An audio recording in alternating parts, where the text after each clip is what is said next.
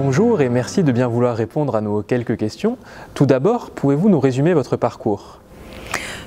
Si je le résume, je pourrais vous dire qu'à 18 ans, jamais j'imaginais être là où je suis aujourd'hui. Après un parcours de lettres classiques qui m'a mené à l'agrégation, j'ai passé le concours de conservateur et j'ai eu plusieurs postes. Et j'ai surtout, pour mon premier poste, je ne voulais pas aller au Louvre. Et j'ai pris la direction du musée des Beaux-Arts d'Agen, dans le sud-ouest, où j'ai eu la chance pendant 9 ans de diriger ce musée. Et puis j'ai pris une tangente pour devenir la conseillère de Jacques Lang au ministère de l'Éducation à l'époque sur l'éducation dans les musées. Et puis je suis arrivée au Louvre il y a 18 ans en prenant la direction de ce département en 2013. Pouvez-vous nous parler des missions d'un directeur de département ? Alors, un directeur de département, c'est idiot ce que je vais vous dire, est d'abord un directeur, c'est-à-dire un directeur d'équipe, un directeur d'une structure. On parle souvent d'un département comme d'un petit musée. En tout cas, on a à gérer une politique de projet de recherche, de valorisation des collections par des expositions, par des manifestations culturelles, faire rayonner, je dirais, au mieux au niveau national et international ce domaine de l'histoire de l'art. Voilà, donc c'est à la fois un rôle de manager et puis un rôle de développeur, je dirais, du domaine académique qu'est l'histoire de l'art islamique. Et puis on contribue aussi de manière plus large dans sa responsabilité de directeur au fonctionnement et au rayonnement du Louvre en général. Pouvez-vous nous définir ce qu'est un grand département ? Alors les grands départements, c'est une notion qui est apparue, je crois, en 1945, au moment où se mettait en place, pas la première loi musée, mais en tout cas le décret provisoire d'organisation des musées après la Deuxième Guerre mondiale. En gros, ce qu'on appelle un grand département et que personne ne comprend dans sa formule, c'est le rôle national de regard, de supervision et d'expertise scientifique de l'ensemble des collections nationales, nationales au sens du territoire national, même si ce sont des collections municipales ou parfois, dans le domaine qui est celui que l'on dirige au Louvre. Donc la singularité de ce département, c'est que évidemment que par le thème même de l'islam, il est plus que tout autre département au cœur d'une actualité et d'une préoccupation sociale et politique. Donc il y a évidemment un enjeu d'éducation aux valeurs citoyennes et à l'éducation artistique plus importante.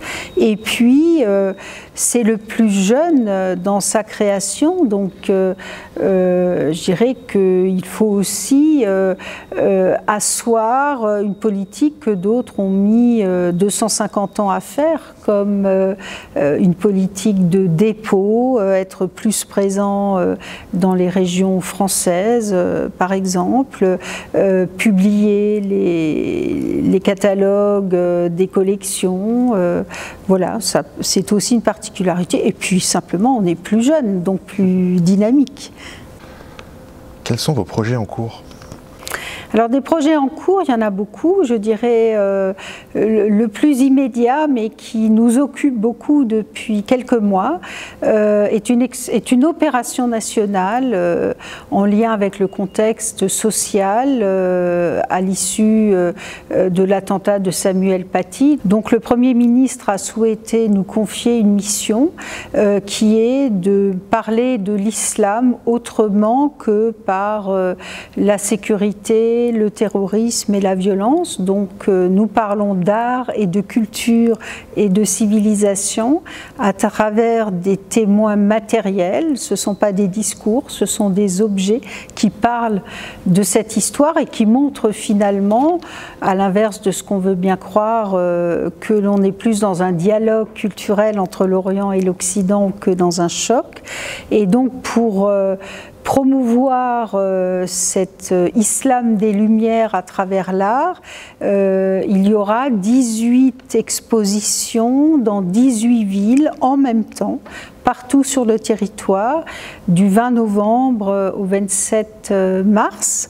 Et puis nous préparons aussi un autre événement avec le Caire et le musée d'art islamique, avec une double exposition, une exposition des œuvres du Louvre de notre département au musée d'art islamique du Caire en février, et puis en novembre, tout ça pour fêter aussi l'année Champollion à travers l'art islamique, donc c'est original. En novembre, une exposition ou un voyage, comme vous voulez, dans le Caire islamique, ici au département, avec des prêts exceptionnels, jamais sortis d'Égypte, du musée d'art islamique provenant des monuments du Caire. Voilà, je pourrais en citer d'autres, mais c'est ceux qui me font vibrer actuellement dans mon quotidien. Pour revenir à la question précédente portant sur votre travail en tant que directrice du département Art de l'Islam, combien de personnes travaillent à vos côtés ? On est, aux yeux d'autres départements, une petite équipe, sachant que d'autres départements ont une trentaine de personnes. Nous, ça tourne autour d'une petite vingtaine, ce qui est déjà largement satisfaisant quand on compare aux autres grands départements des musées européens ou américains. Et dans ces équipes, il y a des conservateurs, des chargés de collection, des ingénieurs de recherche, des régisseurs, des documentalistes, un bibliothécaire, une directrice et une toute petite équipe administrative. Quel conseil donneriez-vous à un étudiant se dirigeant vers le métier de conservateur ? Moi, j'ai envie de dire, ne le vivez pas comme une obsession, parce que on sait tous combien c'est difficile, en France en particulier, d'avoir ce concours. Il est toujours intéressant, je crois, dans la vie d'avoir un objectif, même si on ne l'atteint jamais, mais ça peut être la ligne d'horizon. C'est au moins un exercice de rigueur, de connaissances nécessaires pour préparer le concours, mais j'ai aussi envie de dire, essayez au plus tôt de découvrir la variété des métiers qui peut exister, et à mon avis de plus en plus. Donc je dirais que finalement j'aurai aujourd'hui 20 ans. Surtout ne vous précipitez pas vers la filière, enfin vers cette obsession traditionnelle d'une image iconique du conservateur. Si vous y arrivez, tant mieux, mais vous serez peut-être 100 fois plus créatif si vous n'y arrivez pas. Donc voilà. Pour terminer, la traditionnelle question coupe-filard, pouvez-vous nous citer votre œuvre ou votre artiste préféré ?